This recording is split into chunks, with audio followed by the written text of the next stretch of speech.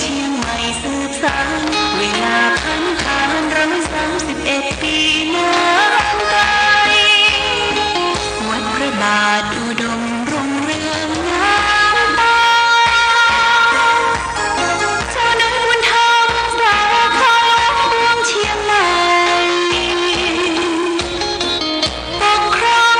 เมืองฟ้าทุ่มเทแรงกายแรงใจทุกชาติพันธุ์รวมใจ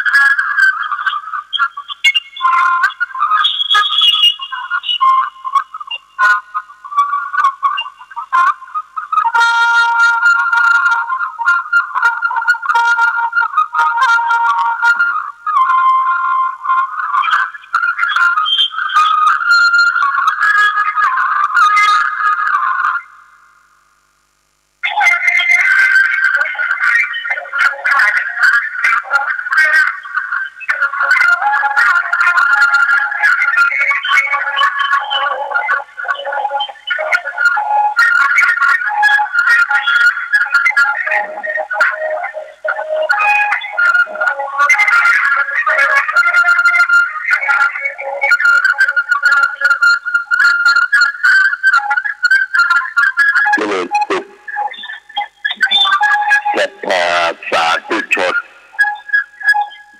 ญาติโยมท่านพุทธบริษัททั้งหลายวันนี้รายการธรรมประทีปส่องต่างก็ได้มาพบปะกับพ่อแม่พี่น้องศรัทธาสาธุชนญาติโยมแห่งครั้งหนึ่งวันนี้เป็นวันอาทิตย์ที่27 เดือนมีนาคมพุทธศักราช2560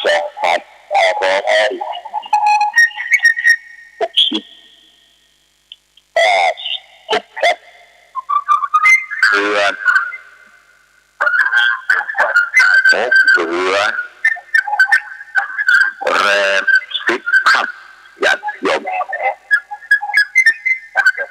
วันนี้ได้ออกรายการพบปะกับพ่อแม่พี่น้องศรัทธาสาธุชนยังสถานที่ที่วัด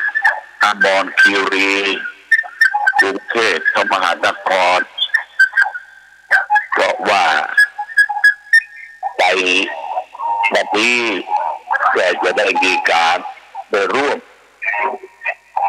ในการพระราชทานเพลิงศพ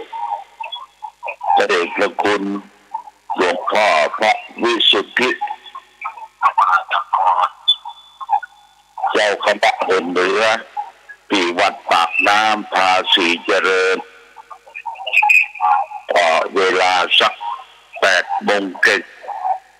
ก็จะได้ออกเดินทางไปร่วมกันสำหรับการจะมีการพระราชทานเพลิงศพ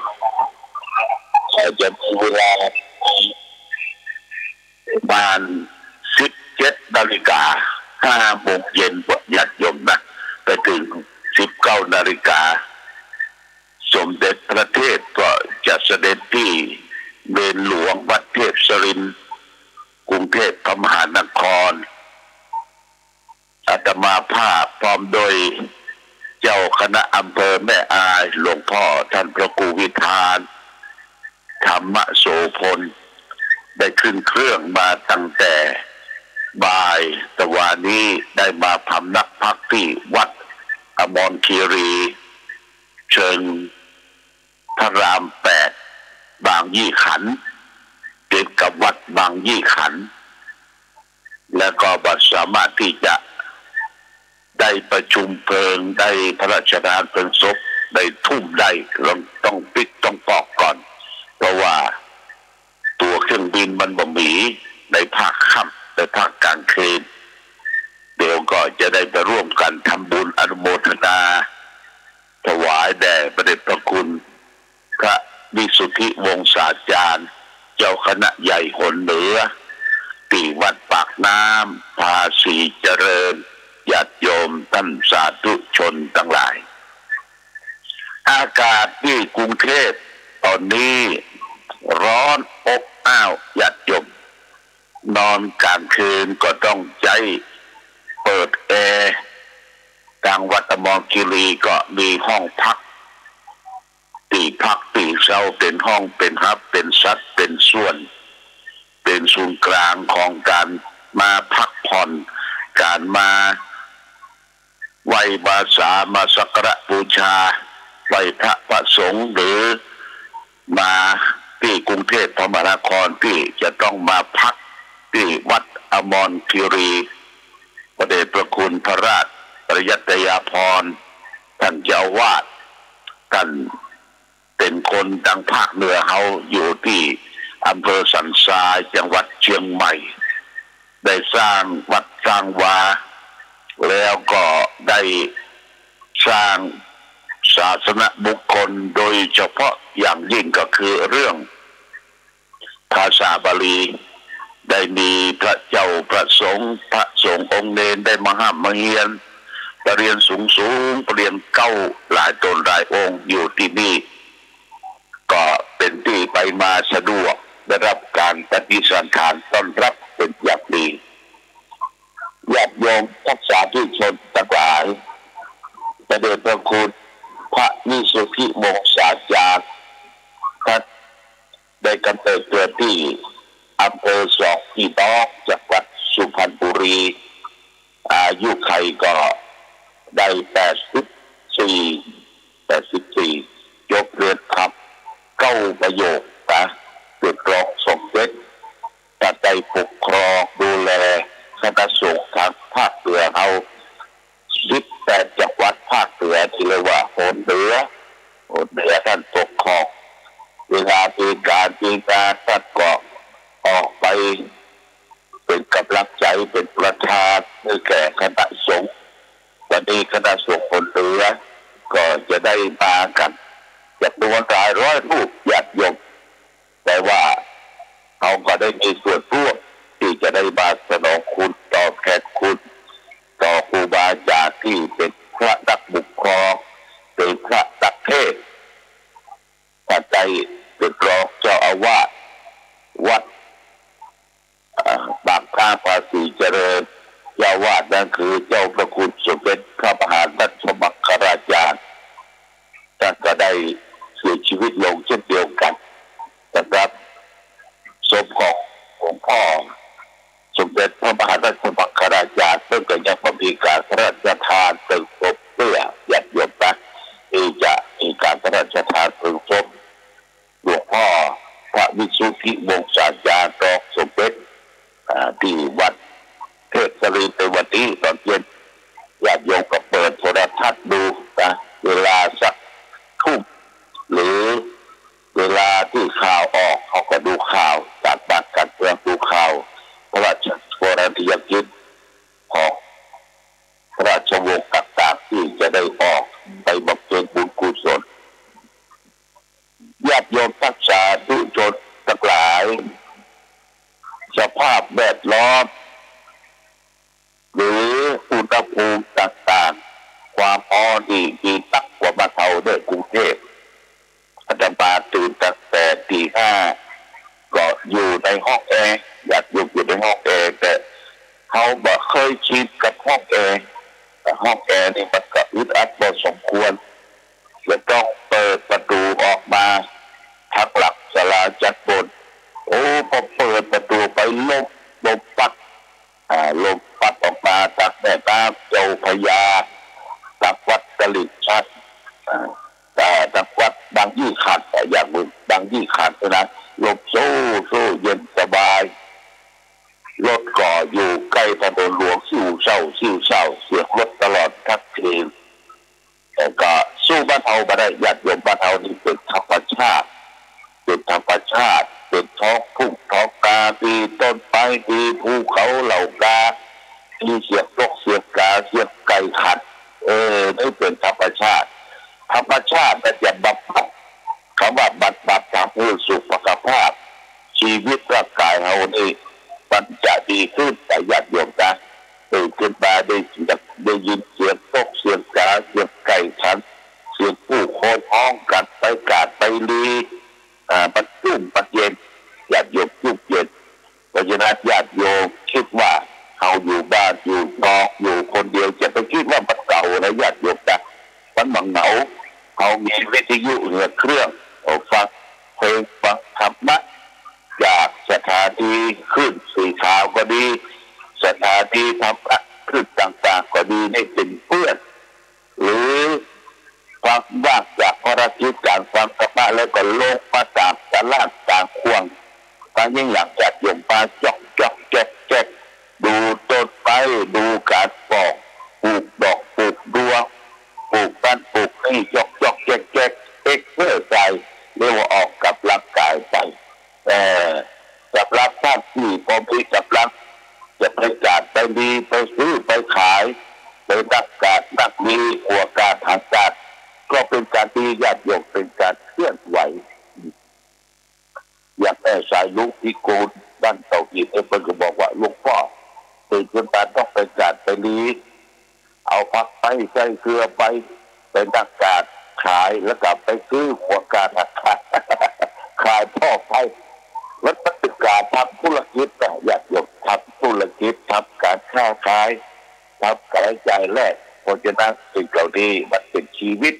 วิถีชีวิตของคนเอาและท่านทั้งหลายที่เขามีร้านค้าร้านขายจะเป็นการดีเป็นการบริหารญาติโยมตื่นขึ้นมาจะไม่ลืมสิ่งที่ลืมไปได้คือการไหว้พระสวดมนต์ญาติโยมการไหว้พระสวดมนต์นั้นเขาไม่จำเป็นจะต้องเอายาวเพราะตอนเช้าเวลาบัดสั้นก็ล้างหน้าล้างตาก่อน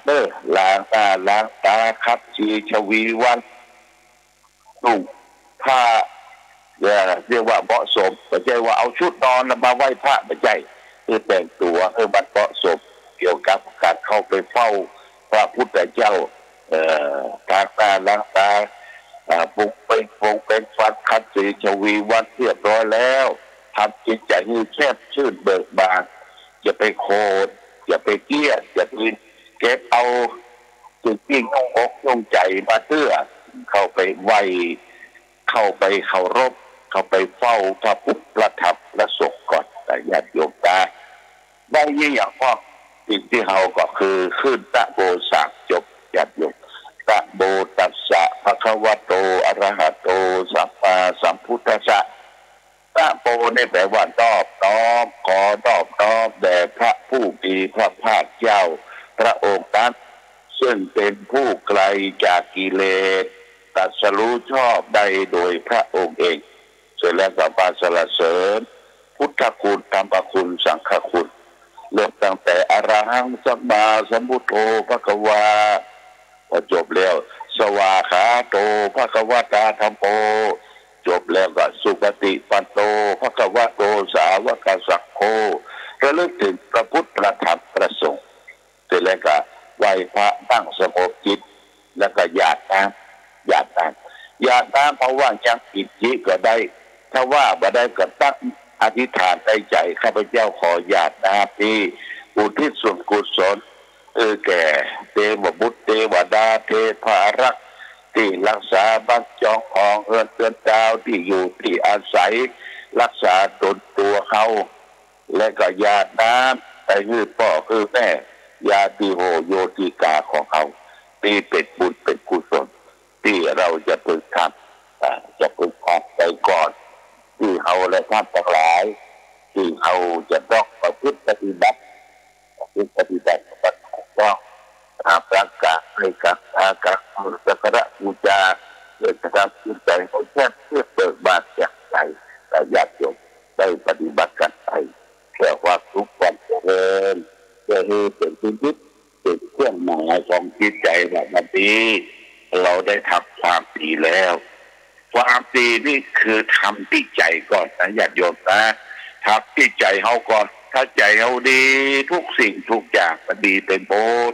อย่าไปโคดอย่าไปเกลียดอย่าไปจักไผ่ญาติโยมอย่าไปจักคนนั่นคนนี่สลิดปิดปากว่าชอบของชอบตาแต่ต้องไปเกลียดไปจักไผ่นะเรื่องมันเป็นกรรม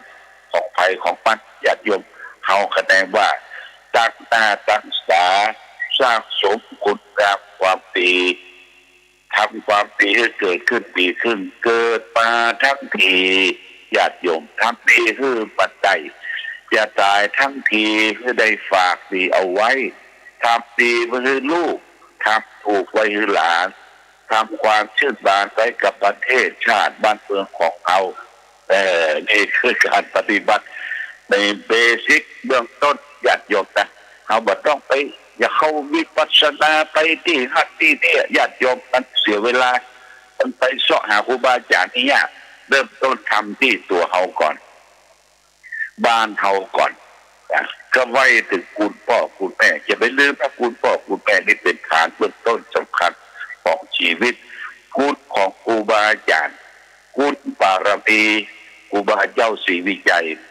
คุณบารมีสิทธัตถ์แล้วก็บุญคุณของผู้มีอุปการะคุณมีพระพุทธธรรมประสงค์เป็นอาทิเป็นเบื้องต้นเราก็จะมีความสุขความเจริญญาติโยมเอาเบื้องต้นก่อนเด้อ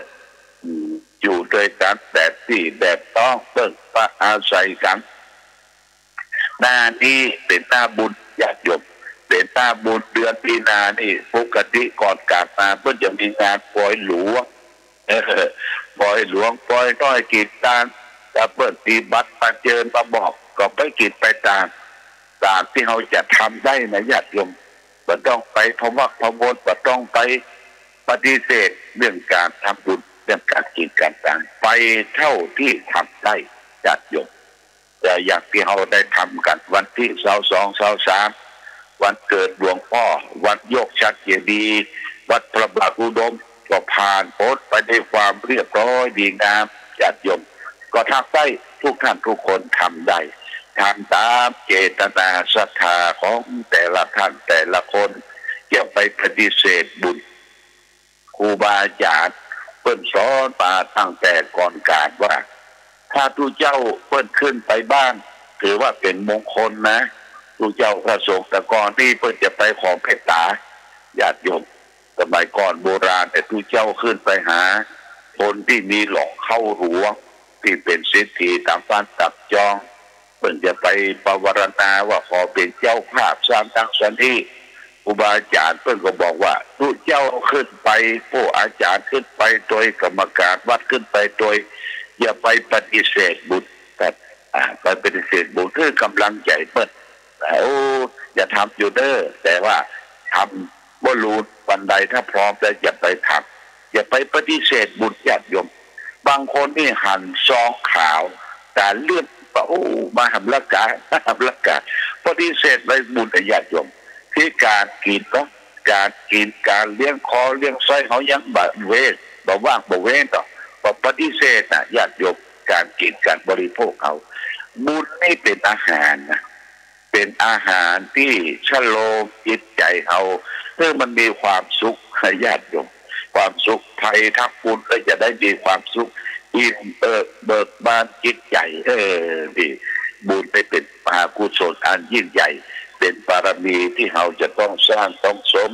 ต้องทำกันไปจนกว่าชีวิตจะหาไม่เนี่ยญาติโยมได้บุญกุศลนี้นะทำไปเถอะมันบ่เสียหลายบ่ตายก็ตั้งสร้างสมบุญกุศลไป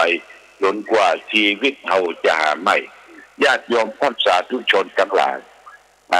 เราได้ยกยอดชัดเจดีย์ญาติโยมได้ให้ได้คอเป็นแก้วแหวนแสนสิ่งเป็นปัจจัยได้ปิดทองปิดทองอยู่ยอดเจดีย์ของวัดพระบาทอุดมระเด้อญาติโยมจ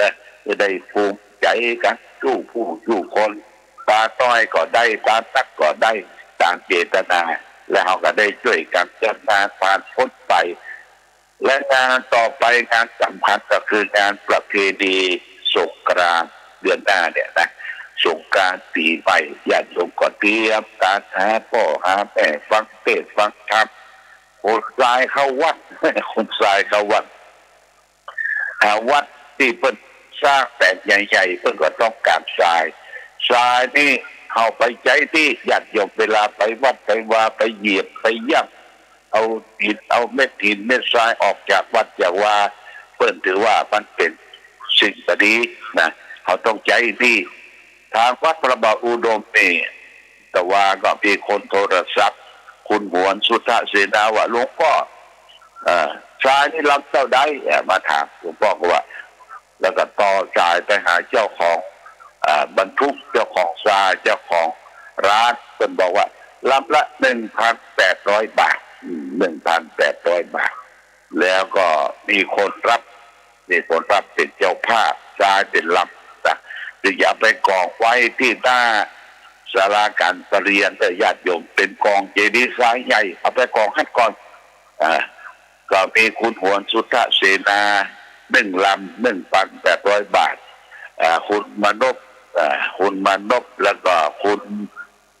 สายใจเจ้าของที่ดูแล